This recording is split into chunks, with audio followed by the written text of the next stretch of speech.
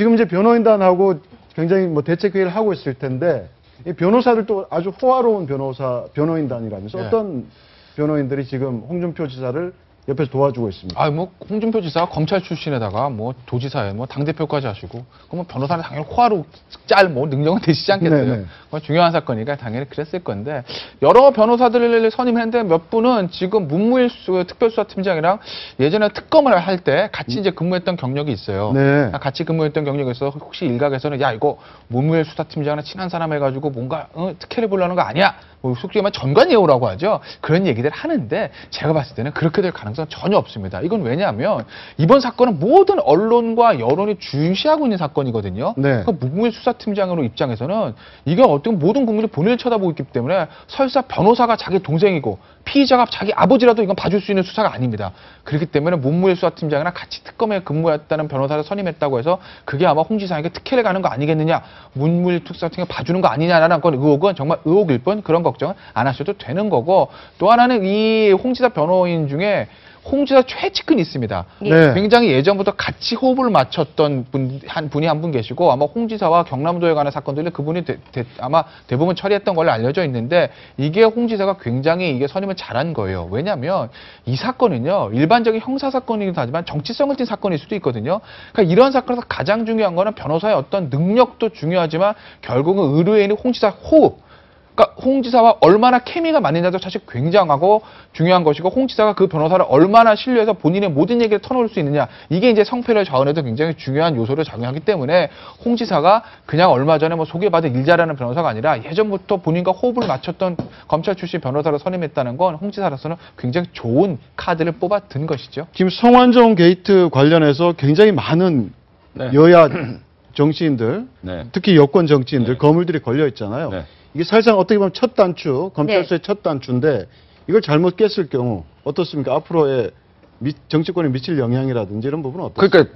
그러니까 두 가지 트랙이 깔려 있는데 네. 하나는 뭐냐면 정치적 논란이죠. 네. 그러니까 성완종 씨가 메모했던 그러니까 뭐 1, 2, 3대 비서실장부터 정치적 거물들 리스트가 쭉 있지 않습니까? 그렇죠. 그중에 이제 홍준표 지사는 한 분이고 하나는 그것과 또 경향신문에 이제 녹취했던 그 내용 아닙니까? 네. 그다음에 또 하나는 뭐냐면 사법적 판단입니다. 그러니까 국민의 정치적 판단과 법리적 판단은 전혀 별개의 문제입니다. 별개의 문제인데 정치적으로 일단 가장 큰 데미지를 입은 분은 이완구 전 총리죠. 그렇죠. 어쨌든 공방 자체는 3천만 원을 줬느냐 안 줬느냐 사실 정치자금법에서 큰 돈은 아닌데. 네, 지금 네. 잠깐 화면을 보시면 변호사 사무실로 올라가는 엘리베이터 앞입니다. 예. 기자 취재진들이 지금 조금 계속 전에 웃고 있는데 상황이죠. 미소를 짓지만 아무 말도 하지 않고 있습니다. 네. 그래서 그리고? 정치적 타격은 일단 이완구 전 총리 같으면 치명상을 입었던 것이고, 네. 그 다음에 이제 이완구 총리든 홍준표 지사든 나머지 분들이 사법적 처리가 가능한가의 문제는 전혀 별도의 문제인 것이죠. 네. 네. 알겠습니다. 네, 아까 저희가 그 홍준표 지사의 이번 사건이 자신이 직접 잡아넣었던 육공의 황태자 박철원 사건과 비슷하다라는 얘기를 했는데 바로 그 부분이 보면 박철원 전 장관도 보면 처음에 배달 사고라고 이야기를 했었습니다. 여기에 대해서 당시 홍 검사는 뇌물 사건의 80%는 원래 물증이 없다라면서 박 전 장관을 구속 기소했었거든요. 어떻게 보면 뭐 공수가 바뀌어 있긴 하지만 비슷한 점이 좀 있다라는 생각이 확실히 아까 들거든요. 김태현 변호사께서는 닮을 수도 있고 안 닮을 수도 예. 있다라고 얘기를 하셨는데 저희 지금 나오고 있는 화면을 보면 예. 상당히 뭐 비슷한 구석이 많아요. 그러니까 모든 네. 뇌물 사건이나 정치자금법 사건이 그렇습니다. 난 받았습니다라고 말하는 어떤 관료나 고위층이나 정치인들은 없어요. 단지 배달사고 얘기가 부인하거든요. 왜냐하면 계좌로 주고받았기 때문이죠. 실제로 그래서 무죄가 나온 사람도 있고 거짓말에 들통으로 유죄가 나온 사람도 있지만 유죄 나온 사람들도 마지막 순간까지 정치 탄압이다. 뭐 사법부의 정의가 죽었다는 얘기를 하지 아이고 제가 반성합니다라고 말하는 사람은 하나도 없는 걸 아마 국민들은 보셨을 거예요. 그런데 결국에는 그렇기 때문에 진술, 돈 줬다고 말하는 사람의 진술의 구체성을 따질 수밖에 없는 건데 아까도 말씀드렸지만 홍 전 지사가 검찰 입장에서는 당시에 형사소송법을 최대한 이용해가지고 본인한테 가장 유리한 수사 방식을 썼거든요. 그렇게 해서 박철원 장관을 올가맨 거죠. 아마 박철원 장관은 지금도 굉장히 막 억울하고 있을 겁니다. 왜? 야, 나는 나한테 돈 줬다는 거 봤다는 홍모 여인에 대해서 난 반박 한번 기회도 주지 않았어. 예. 그 당시엔 그게 맞는 수사지만 나 재판 끝나서 그게 위헌 판결 받지 않았냐? 난 억울해라고 할 겁니다. 어쨌든 당시에 홍 지사로서는 검사로서 가장 적절히 수사를 잘한 거예요. 있는 제도를 그대로 이용했으니까요.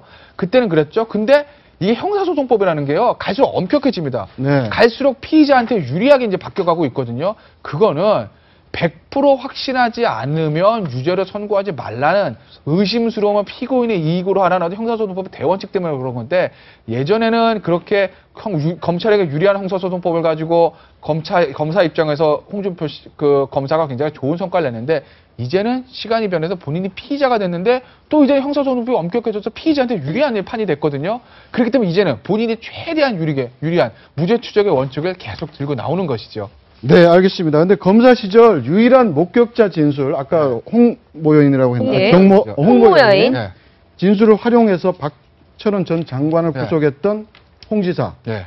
결국 자신이 사용한 수사 방식, 네. 이 덫에 이번에 자신이 걸린 거 아닙니까? 예. 올무.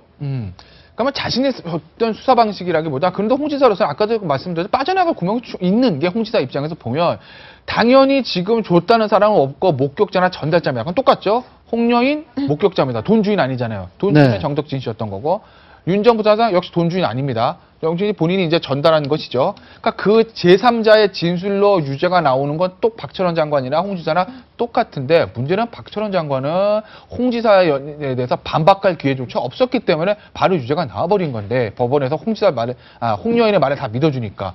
홍준표 지사는 윤 전 부사장의 말에 대해서 반박할 여지가 충분히 있기 때문에, 그렇기 때문에 홍 전 지사는 황금의 방패를 가슴속에 숨기고 오늘 가서 경찰과 일합을 걸어보겠다, 이런 뭐 결사항전의 의지를 보태고 있는 것이죠. 홍제가 두 가지 얘기를 한 게, 성완종 씨의 녹취록과 그 메모는 반대 신문권이 보장이 안 되기 때문에 증거로서의 능력이 없다라는 얘기를 네네. 했고, 또 윤석모 씨 부분은 거의 한 달 동안에 검찰이 윤석모 씨 신변을 확보한 상태에서 했기 때문에 저 역시 윤석모의 진술이 증거 능력이 없다, 이 두 가지 측면에서 이제 홍 지사가 탄핵을 했는데, 네. 어쨌든 뭐 쌍방간에 좀 치열한 준비를 하고 있다, 이런 겁니다. 네. 그 지금 굉장히 준비를 거의 한 달 가량 되는 거죠. 한 달가량 됐죠. 예, 한 달가량 되면서 만반의 준비를 한 것 같은데요. 근데 홍준표 지사는 이제 조직에 순응하지 않는 검사로 네. 어떻게 좀 낙인이 찍혀서 네. 검찰을 떠난 게 1995년입니다. 검찰을 사직한 게 정확하게 20년 만에 검사에서 예, 모래시계가 신문으로 다시 모래시계가 돌아온 건데. 완전히 거꾸로 뒤집혔습니다. 모래시계가 이렇게 잘 나가고 네. 있다가 거꾸로 뒤집혔는데, 홍준표 지사가 얘기했던 것 중에 인상에 남는 것이, 올무에서 벗어나려고 할수록 올무는 더 억죄인다, 이런 말을 했었거든요. 그렇죠. 그러면서 본인이 이제 그 윤 전 부사장의 진술에 대해서 여러 가지 얘기를 했죠. 실제 처음에는 윤 전 부사장 잘 모른다, 이렇게 얘기를 했습니다. 그러다가 나중에는 이제 그분의 진술에 본인의 정치적인 생명이 달려 있을 수 있으니까 나중에는 그분 참 고마운 분이다, 이렇게 안다고 또 표시를 했었고, 또 어제 한 신문의 보도에 의하면 그 윤 전 부사장이 돈을 전해줄 때 그 쇼핑백에 담아서 전해줬는데, 그 홍 지사가 그걸 받으면서 내용물을 보지도 않고 이게 뭔지 알고 있는 느낌이었다, 이런 보도가 있었습니다. 그걸 보면서 그게 바로 윤모 씨가 네, 윤모 씨가 검찰에 진술한 내용을 알려진 거죠. 진술한 내용으로 알려진 것인데, 네, 이제 차 그것이 안에서- 언론에 보도가 된 것이죠. 차 안에서 근데 쇼핑복을 건네줬는데 예, 그 안에 내용은 뭐가 잘 모르지만 있는지 알고 있는 것 알고 같더라라는 있는 것 같았다. 것이었죠. 그래서 네. 뭐 사실 그렇게 전해줄 때 이게 돈인지 돌인지 치킨인지 뭐 알고 있었다라는 느낌 아니겠습니까? 재미난 건 그런 내용, 사소한 내용까지 네. 검찰 발로 흘러나오는 것도 저도 참 그렇죠. 흥미로워요. 이게 사실은 검찰 입장에서는 그 사실 정보를 단속해야 되는 게 맞거든요. 네. 왜냐하면 뭐 기자분들이 엄청나게 취재를 하죠. 뭐 검찰 수사관 다 수사를 하는데, 이런 수사들은 기본적으로 너무 중요한 생각이기 때문에 수사 보안이 걸려 있어서 이게 외부로 유출이 안 되는 게 맞습니다. 그럼에도 불구하고 검찰 쪽에서 계속 얘기들이 흘러나오는 게 공식 브리핑이 아니고요. 그렇기 때문에 제가 이게 검찰이 언론에 약간 뭐 수사 이용하기 위해서 뭐 수사 목적을 달성해서 그렇게 할 수도 있죠. 역정보를 흘리는 게 아닌가라는 그런 뭐 의혹도 제기를 해보는 건데, 아까 이제 앵커께서 말씀하신 홍 전 지사가 굉장히 모래시계 검사 이름을 날렸음에도 불구하고 조직에 순응하지 못해서 떠났다, 이 말씀하셨잖아요. 네. 그게 참 재미난 게, 이 김진태 검찰총장이랑 홍 전 지사 동기입니다. 예. 연수원 동기예요. 네. 맞습니다. 연수원 동기고, 이제 처음부터는 아마 김진태 총장은 더 잘 나갔죠, 소위 말해서. 김진태 총장은 특수보통부 출신이었고, 홍 전 지사는 이제 강력부 출신이었는데, 그 당시엔 사실은 80년대 제일 좋았던 소위 말해 꼭보지기라는 건 공안, 그 다음에 이제 특수거든요.